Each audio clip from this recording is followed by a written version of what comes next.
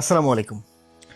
বাংলাদেশে right now ইলেকট্রিসিটির ঘাটতির কারণে প্রচুর লোডশেডিং শুরু হয়েছে। আপনারা সবাই জানেন বাংলাদেশে কিন্তু এনার্জির সংকট রাইট নাও।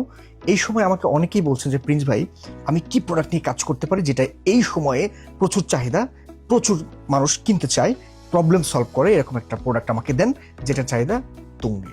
তাদের জন্য আমার সাজেস্ট হচ্ছে, আমরা বাংলাদেশে দুইটা প্রোডাক্ট নিয়ে এসেছি, আপনারা দেখেছেন, সোলার ফ্যান, লাইট এবং মোবাইল চার্জার। অর্থাৎ একটা প্রোডাক্টের তিনটা প্রবলেম সলভ করে। এক হচ্ছে ফ্যান, দুই হচ্ছে লাইট, তিন হচ্ছে পাওয়ার ব্যাংক হিসেবে মোবাইল চার্জ দেওয়া যায়।